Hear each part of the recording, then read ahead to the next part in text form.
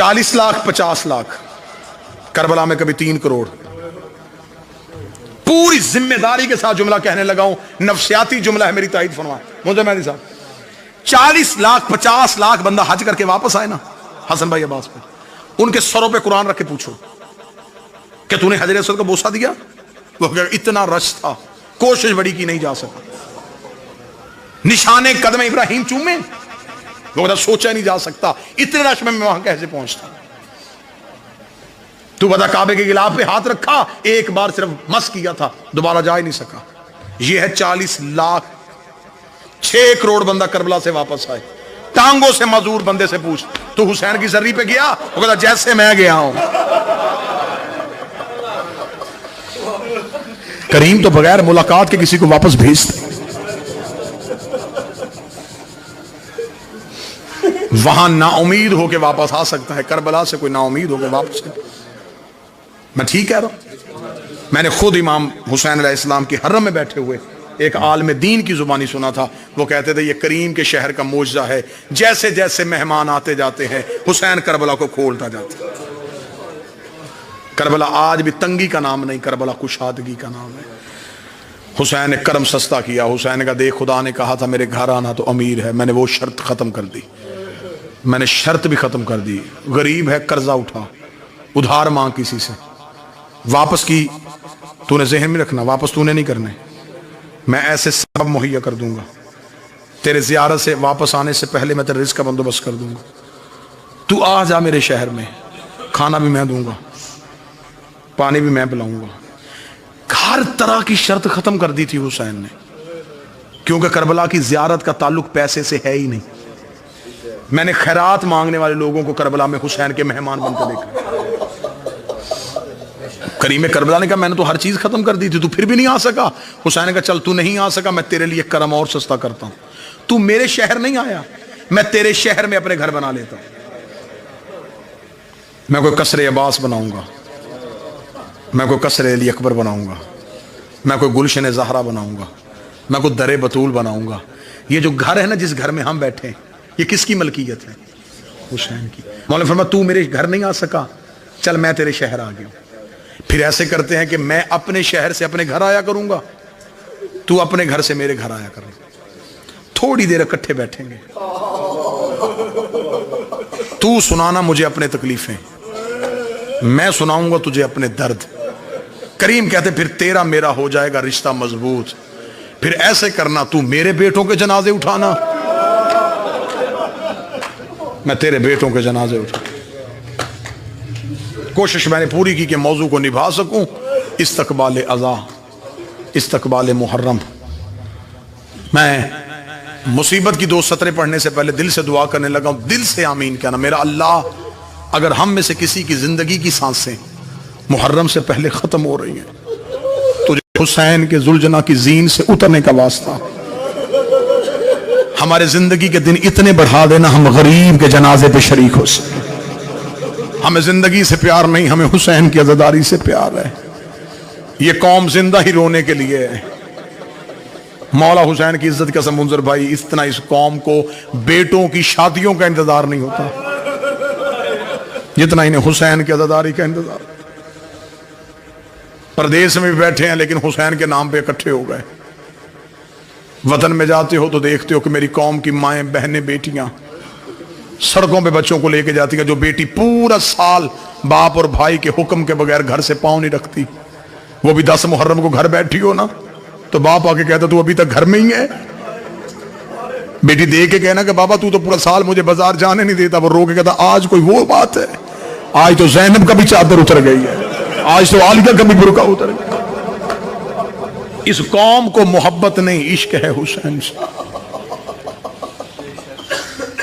کوئی مصائب مضمون کے اعتبار سے نہیں پڑھوں گا. ایک معجزات حضرت عباس میں سے ایک کتاب کی ایک روایت, ایک معجزہ, ایک واقعہ, ایک عزاداری کا اجر, ایک عزاداری کی فضیلت, وہ سناؤں اور آپ کو سلام کروں اور قبلہ دعا فرمائیں.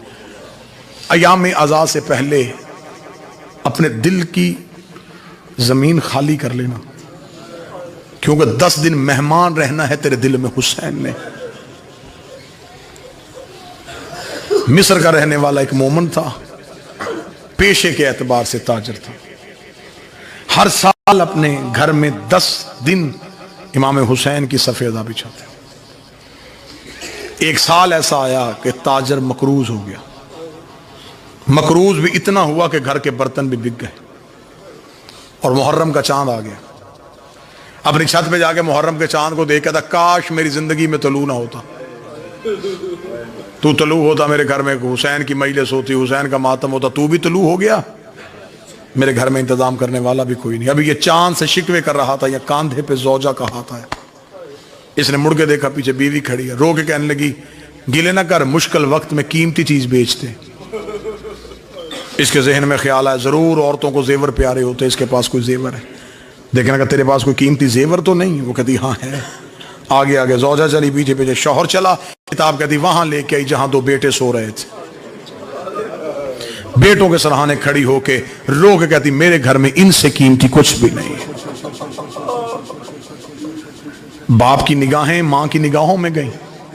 دیکھ کے کہنے لگا میں تیری بات سمجھا نہیں. رو کے کہنے لگی مشکل وقت آئے تو قیمتی چیز بیچتے, لے جا بردہ فروشوں کے بازار, غلام بنا کے بیچتے. باپ کے جسم میں عباس بھائی کپ کپی آئی. رو کے کہتا کبھی کسی نے بیٹے بھی بیچے ہیں؟ رو کہتی سچ بتا تو نے مانگے کس سے تھے؟ حسین سے مانگے تھے نا. تو اب مجھے بتا اکبر سے زیادہ پیارے ہیں, اصغر سے زیادہ معصوم ہیں, عالیہ کی جوڑی سے زیادہ قیمتی ہیں, لٹا دے حسین کے نام پہ.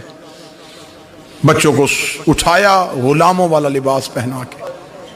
یہ تھے شیعہ, انہیں کہتے ہیں عزادار.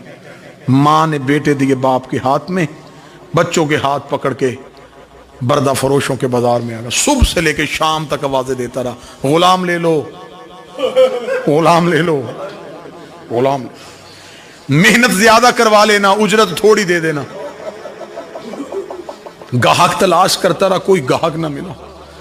شام کو تھکا ہوا عزادار زمین پہ بیٹھا, بیٹوں کے سر سینے پہ رکھ کے منہ بقیہ کی طرف کر کے تھا بی بھی اب میرا مقدر, میں تو گھر سے بیٹے بھی لے آیا تھا. شہزادی تجھے میری عزاداری منظور نہیں. ابھی یہ بات کر رہا تھا, یا بازار میں گھوڑے کے ٹاپوں کی آواز آئی. اس کے قریب آگے گھوڑا سوار رک گیا. اس نے یوں سر اٹھایا, گھوڑے سوار کے چہرے پہ نقاب.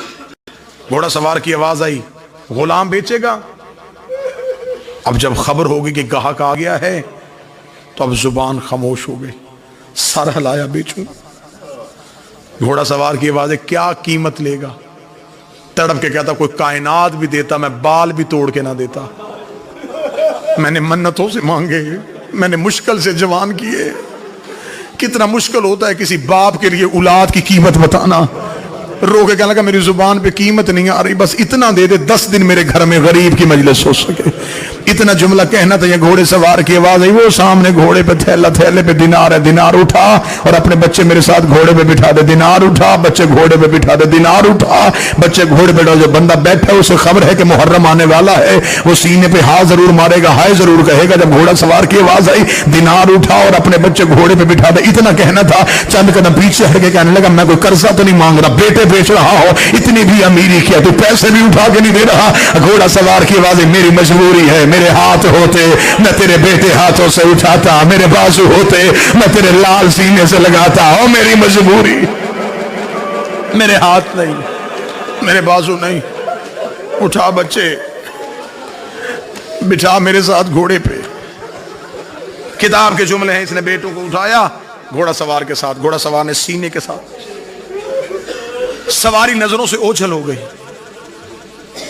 اب مصائب نام نہیں, کیفیت کا نام. آپ کے اوپر کیفیت طاری ہو گئی, آنکھ سے آنسو آ جائیں گے. غریب نے تو اتنا سستا کیا ہے کرم. حسین کہتے اگر میرے مصائب میں تجھے رونا نہ آئے نا تو اپنے درد یاد کر لیا کر. رو کسی بھی مصیبت کو, لیکن مجلس میں بیٹھ کے تیری آنکھ سے آنسو آئے. کیونکہ جو شام سے آتی ہے اسے تکلیف ہوتی ہے کسی کی آنکھیں خشک رہیں. وہ رو کے کہتی تو نے دیکھا جو نہیں تھا گھوڑے سے گرتا, کاش تجھے خبر ہوتی میرا اکبر کتنا خوبصورت. لہذا میں کوشش کر رہا ہوں کہ میں گریے کا سبب مہیا کروں. تھکا ہوا مزدور غریب باپ بیٹوں کو دیکھے دینار ہاتھ میں گھر کی جانب چلا. اللہ تمہاری اولاد کی زندگی کرے, اللہ کسی باپ کو اولاد کا غم نہ دکھائے. दरवाजे पे मां खड़ी देख रही थी। जब शौहर को खाली हाथ आते देखा, गिर गई दरवाजे। शौहर करीब आया, बस रो के इतना ही पूछा, बिक गए? बिक गए इतना कहना था। कदमों पे हाथ रख के कहती, देख मैं भी मोमना हूं, तू भी मोमिन है, ये तेरे आगे हाथ बांधती। मुश्किल होता है माओ के लिए सब्र करना। मुझे खबर है कि मेरे लिए क्या थे। मिन्नत करके कहती हूं, अब हमने बच्चों को नहीं रोना, हमने ज़हरा के बच्चों को रोना। हमने अपने बेटों को याद नहीं करना, हमने बतूल के बेटों को याद करना है। 10 दिन मेरे घर में मेरे किसी बच्चे की बात ना हो, किसी बेटे का तज़किरा नहीं करना। हमने भूल जाना है, हमने समझना है ही नहीं थे। 10 दिन हमने सिर्फ गरीब को रोना है। मिस्र की जामे मस्जिद में ऐलान हो गया कि फलां शिया के घर में हुसैन की अज़ादारी बरपा है। लोग जाना शुरू हो गए, हुसैन का जिक्र हुआ, हुसैन की मजलिस हुई, गरीब का मातम हुआ, लंगर न्याज हुआ, लोग अपने अपने घरों को वापस चले गए।